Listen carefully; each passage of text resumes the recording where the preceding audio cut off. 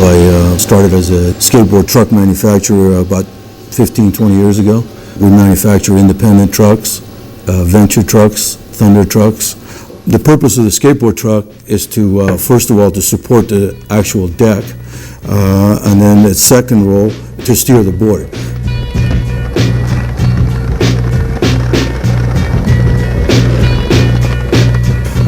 It's made up of two major parts. One is the base plate, which we have right here. This is the part that will mount on the board itself. Then the other one is what's called a hanger, and the hanger will mount the wheels. There'll be a wheel at each end. Well, our trucks are made in two processes. One is the sand cast process. Then we also make trucks out of a permanent mold system. The permanent mold system is a steel mold which opens and closes and creates the actual cavity where the metal is introduced and makes the part. The machines hold the molds. The mold is split in half.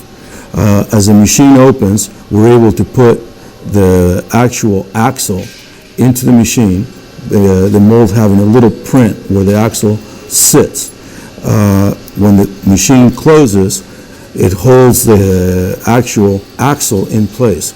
At that point, the machine is loaded with aluminum. Then the machine tilts. As it tilts, the metal is introduced to each cavity. Each cavity will yield one hanger with an axle already in it. Once the machine is closed, it has a cycle time, which is approximately 2 minutes. During this cycle time, the metal hardens, and then we're able to open the mold and pull out the parts. The parts come out in what's called a tree.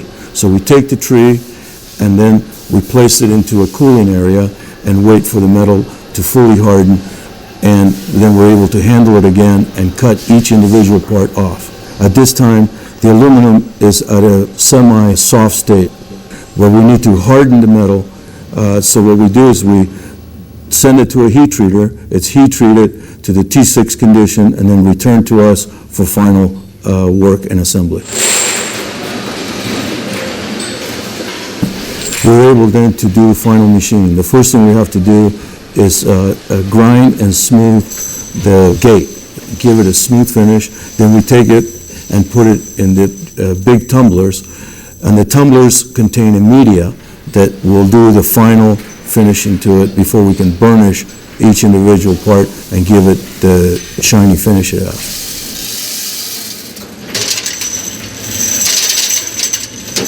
When we design skateboard trucks, the most important part of the design process is the input that we get from the actual riders. We can't design a skateboard truck by what we feel is an improvement without having their input. The ultimate test is what the skateboarders say about it.